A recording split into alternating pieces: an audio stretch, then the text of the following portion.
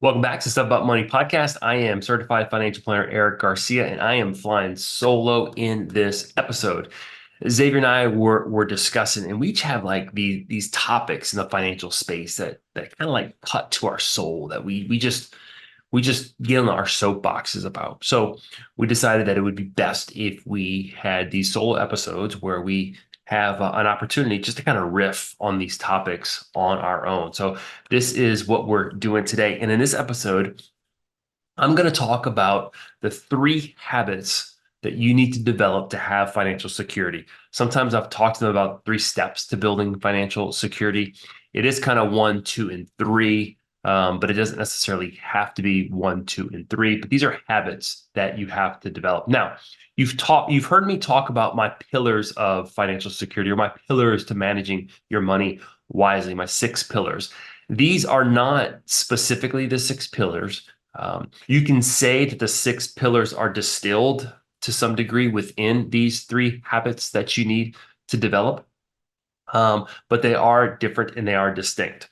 So, in the past couple of years, I've been asked to present to high school students to talk about financial literacy.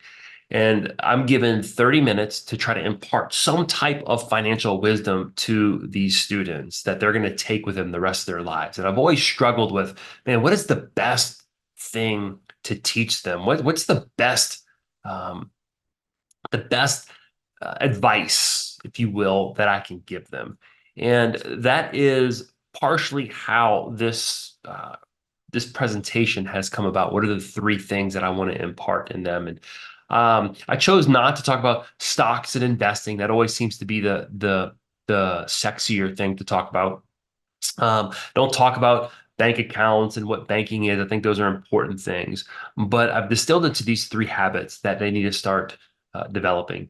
And you can kind of say they're a bit of a philosophy to building financial security. So the first thing before we hop into the three habits, I want to say a few words in opening. The first thing that's really important when we define financial security, or we talk about financial security, is to define what does it mean to be secure. That can mean different things to different people. One of the things I think that we need to define is enough. What is enough money, enough wealth to say that I feel secure? Again, this is subjective. This is going to be different from different people. It can be what's enough that I need to support my lifestyle because that makes me secure from an income standpoint. It could be what's enough to have in savings to make me feel secure in the event of an emergency. What's enough for me to have saved in retirement so that if I stop working, I have sufficient money to carry me through what we call the end of the plan, right? What's enough for me to have invested in some account that allows me to take a step back as a business owner from operating the business because I'm just burnt out and I'm tired. So it's important to define what enough is as we talk about financial security. In that conversation of enough, we're defining what security means. The second thing that I want to talk about before we talk about the three habits is these things are quite simple, okay? But they're not easy, right? Listen to what I said. They're simple, but not easy. Simple is defined as something that's easily understood, something that's plain or basic, not being made up of many parts, right? So this is simple, but it's not easy. Easy is defined as being achieved without great effort. You will have to exert some effort to achieve these habits. They do not come easily. In fact, if we think of the opposites of simple, the opposite of simple is complicated, being made up of many parts. These three things are not complicated at all. The opposite of easy is hard. These three things are hard. And here's why they're hard. Okay. Number one, it requires us to exhibit self control, it requires us to exhibit discipline.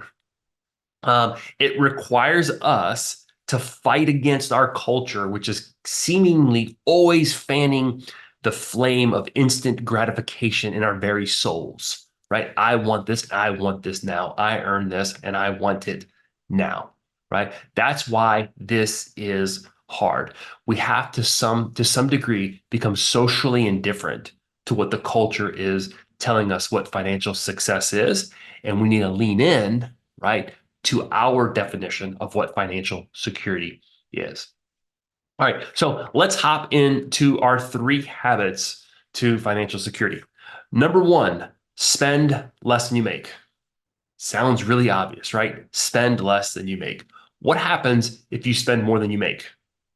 You go into debt, right? If I make $100 and I spend $102, where's that other $2 coming from? I'm borrowing it from somewhere, my credit card, some loan, something. Now, look, I get it.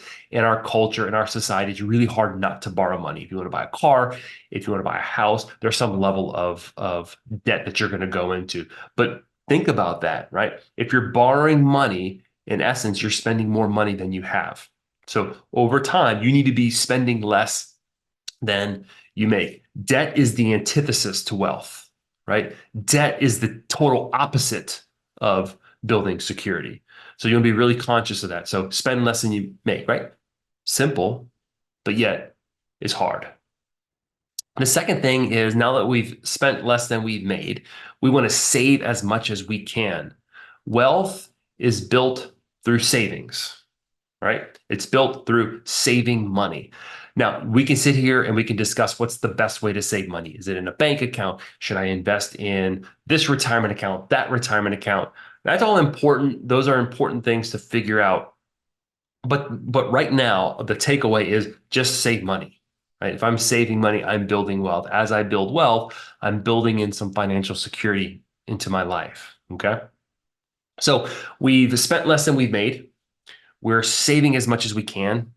And the final thing is don't do anything foolish with your money. Don't do anything foolish with your money. Now, foolish is very subjective. That's to some degree, it's a very values driven word. What I think is foolish, you might think wise. What I think is wise, you might think is foolish. Okay. So right now, you're probably maybe thinking of some things that might be foolish for you to do with your money. Those are the things that you have to try to do less of. If I do less foolish things and more wise things, less foolish decisions with my money and more wise decisions with my money, that's going to put me in a position to have a fighting chance to build financial security. So consider that. What are some foolish things with your that you can do with your money? Here's what I would suggest. I would suggest that you need to know what your values are. What is important to you? Is it your health? Is it your family? Is it travel? Is it saving into a retirement account? Once you have defined what that is to you, what your value is, what's important to you, anything that you do with your money that is inconsistent with that value is foolish. So, for example, let's say my value is to give a certain amount of money to various charities, right? It's important to me. I've said it's important to me. I've defined it as important to me. And on this side, I decide that I want to buy, I don't know, my dream car is a Ford Raptor. I don't want to buy it because it doesn't align with some other things that are more valuable to me in terms of what I have deemed important. So I don't buy it. Right? If I were to buy it, that would be foolish for me at the stage of life that I'm in because it's competing with something else that I have deemed more important to me. So you kind of see how that works, what it means to do something foolish with your money. So it does demand you to spend a little bit of time reflecting and write out what those values are, what is important to you, and then make a decision with your money in a way that supports those things that are important to you. Okay, so let's summarize real quick. Our 3 habits to build financial security. Number 1, spend less than you make. Sounds easier than it is, right? It's easy. I mean, it's simple, but it's not easy. Number 2, save as much as you can. This is where you really benefit from working with a financial advisor, a financial planner, someone who can help you determine where's the best place to save, right? Where's the most efficient place for your money to grow? Where's the most efficient place for your money to go from a tax perspective? Okay. So we're spending less than we make. We're saving as much as we can, and we're not doing anything foolish with our money. Again, this is a good place to work with a financial planner who knows how to help you define and clarify what your values are. All right, y'all. So go ahead, start working on these habits. It doesn't have to be like this like giant shift in how you interact with money. But if you start saving, or if you start making decisions on a daily basis, small decisions to spend less, small decisions to increase your savings, and start making decisions that align with your values, you are taking the steps towards building your financial security.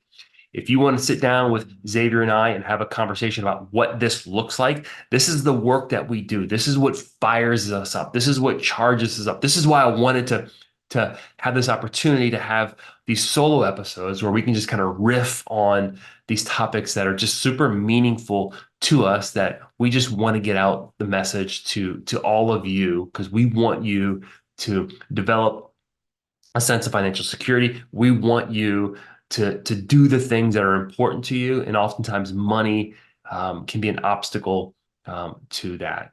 So y'all go out there, start working at building financial security. Thank you for listening. Share this with someone who you think would benefit from it. Go out there, plan wisely, and live confidently.